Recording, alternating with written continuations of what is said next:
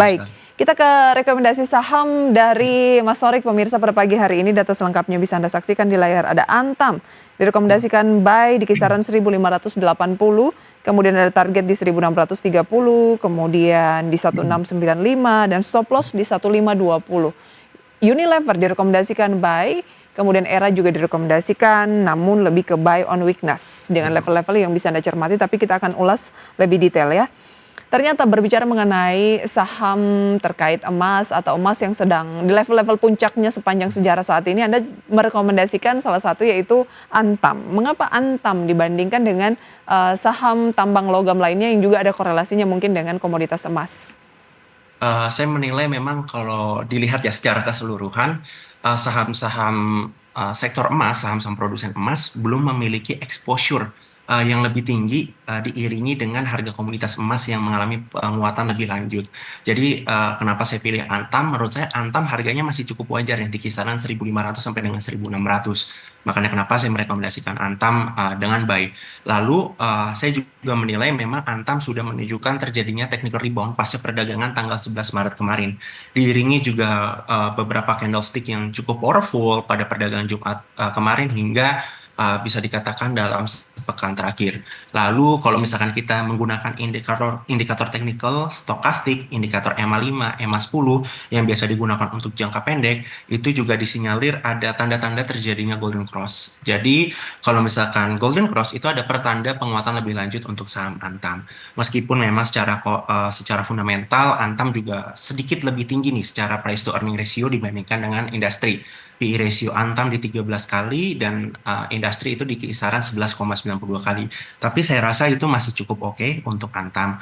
Makanya kenapa saya memposisikan harga Antam itu bisa dikatakan tren jangka pendek saja, di buy-nya di level 1.580, taking profit pertama di 1.630, taking profit kedua di 1.695, dan area stop loss-nya di level 1.520 seperti Baik, Mas Sorik, berdasarkan data Jumat setelah emas dunia menyentuh level 3 ribuan, sebenarnya harga emas batangan Antam khususnya untuk 1 gram juga menyentuh level rekor tertinggi sekitaran 1,7 juta begitu. itu. Artinya akan ada kontribusi yang cukup signifikan untuk pendapatan dari segi penjualan untuk Antam sendiri. Tetapi Anda tadi katakan bahwa Antam ini belum memiliki exposure yang lebih tinggi dengan rally komoditasnya. Kira-kira kenapa?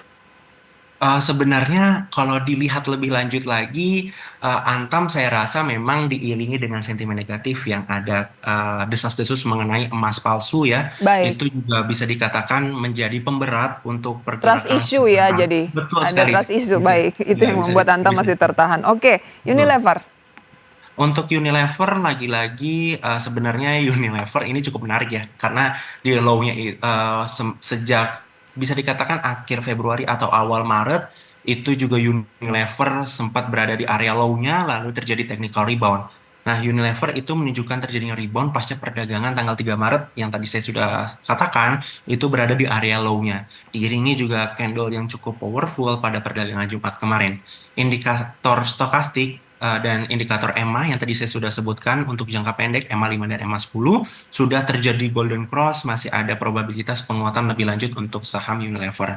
Lalu juga meskipun memang secara historical ya tahun 2024 itu labanya turun hingga 40%, tapi saya menilai dengan langkah strategis Unilever yang menjual bisnis es krim sekitar 7 triliun itu diharapkan bisa memperkuat keuangan perusahaan dan berdampak positif pada laporan keuangan di tahun 2025. Lalu juga saya menilai masih ada terjadinya akumulasi dari beberapa sekuritas besar di kisaran 1.290.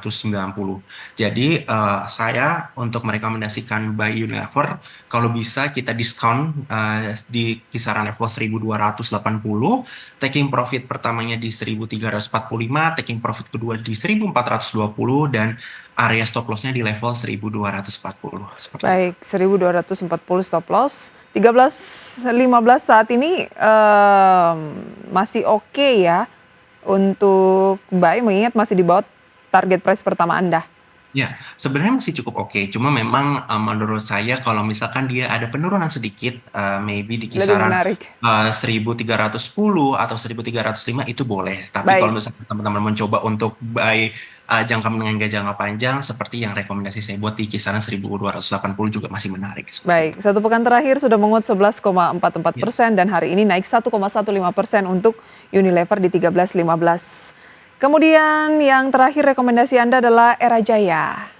Apakah karena ada kaitannya mungkin dengan iPhone 16 yang sudah boleh, tapi belum ada hasilnya begitu ya, kapan ini akan dirilis atau bagaimana? Sebenarnya kalau era saya basicnya based on technical terlebih dahulu ya. Teknikal aja ya, baik. Teknikal dulu. Karena era itu memang masih ada probabilitas mengalami penurunan lebih lanjut, tapi menurut saya memang masih cukup menarik untuk era karena area sideways-nya itu berada di kisaran 406, 364 sampai dengan 406. Jadi era itu sudah kembali ke area sideways-nya. Jadi bisa dikatakan era ini sudah kembali di area support dan resistance cukup kuatnya. Indikator stokastik juga menunjukkan adanya tanda-tanda terjadinya golden cross di area netral.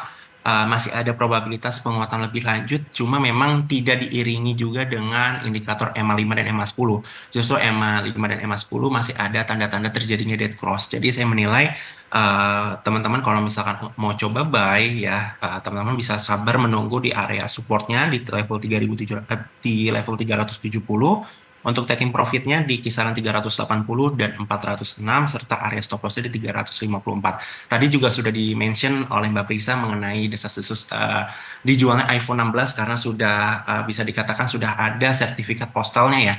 Jadi saya rasa itu juga bisa dikatakan menjadi sentimen jangka pendek, tapi kita harus juga melihat mengenai apakah iPhone 16 itu mampu mendorong pendapatannya baik secara Harus kinerja ditunggu kuartal dulu ataupun ya. tahun. Baik, Seperti itu. ditunggu dulu kontribusi dari penjualan iPhone juga apakah akan meningkat atau orang justru malah menanti karena udah nanggung gitu ya, iPhone Betul. 17 katanya.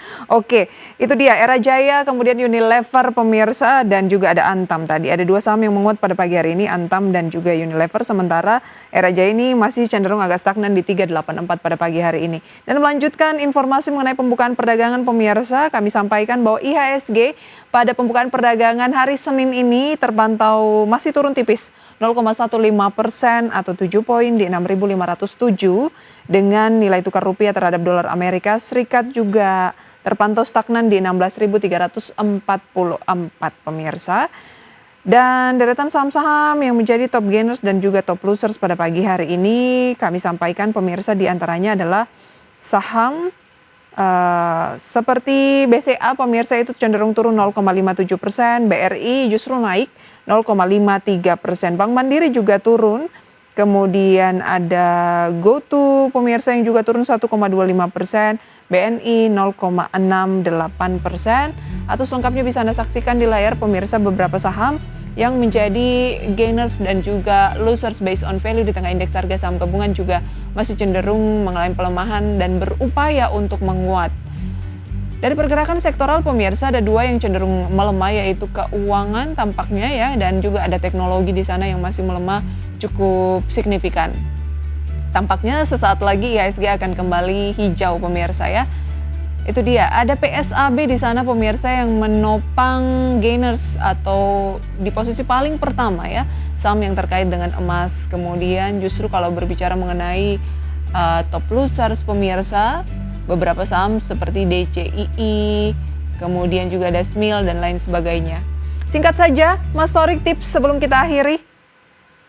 Oke, untuk tips investasi terkini, tentunya saya menilai sebaiknya teman-teman semuanya ataupun para pelaku pasar fokus terhadap pada saham-saham defensif seperti perbankan yang sekiranya menurut teman-teman cocok untuk dijadikan watchlist, lalu juga bisa dikatakan saham-saham sektor consumer juga menarik imbas dari adanya sentimen bulan suci Ramadan hingga Idul Fitri, itu juga teman-teman bisa pantau mengenai sektor tersebut, lalu juga bisa manfaatkan volatile untuk trading jangka pendek dengan menggunakan technical tentunya itu terhadap saham-saham sektor komoditas seperti emas ataupun saham energi lainnya yang sekiranya mengalami penguatan.